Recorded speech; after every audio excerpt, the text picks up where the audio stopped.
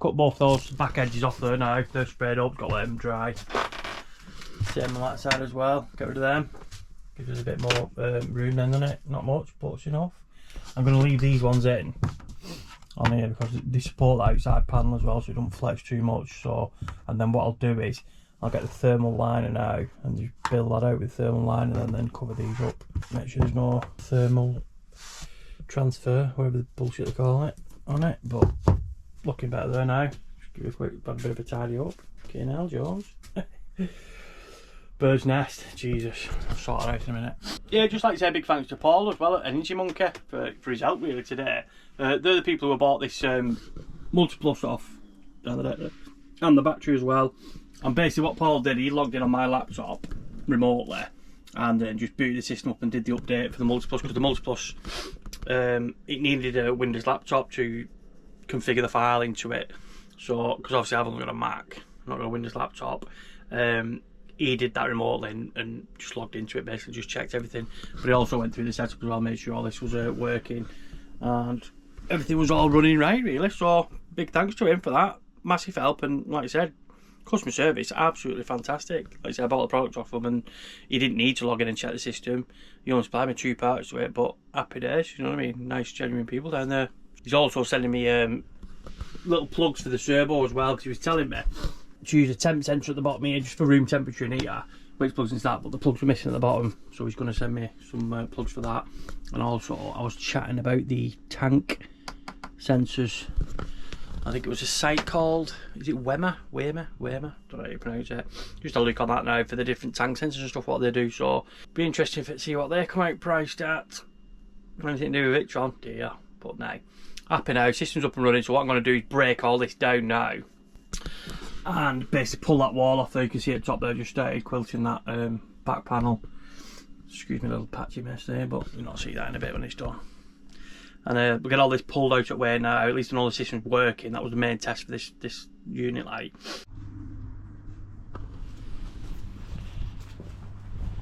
Right, welcome back.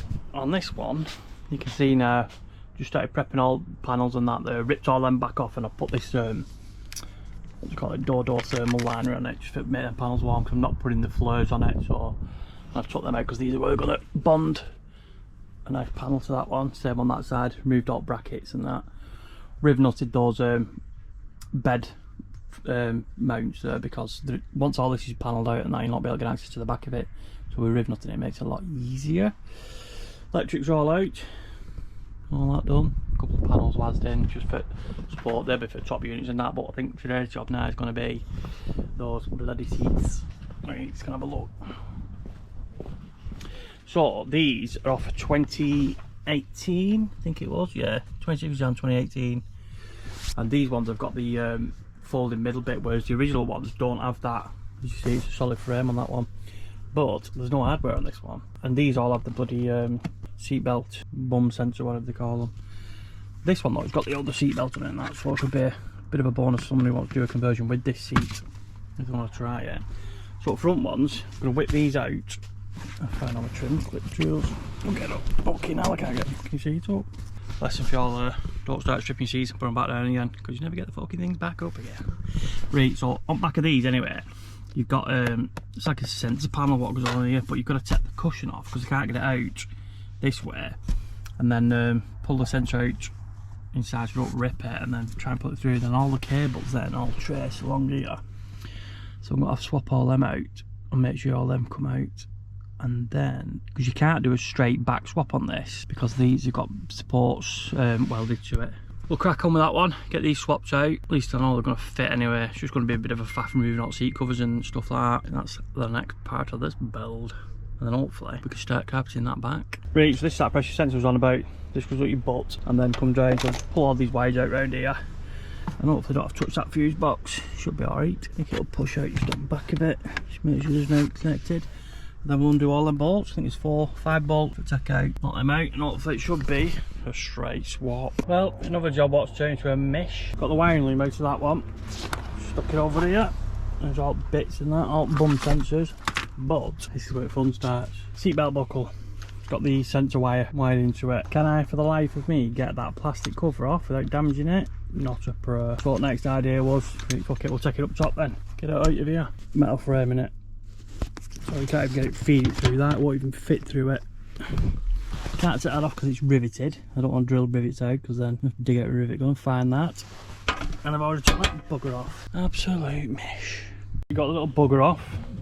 This is what I need, the centre bit here. So pull this off here.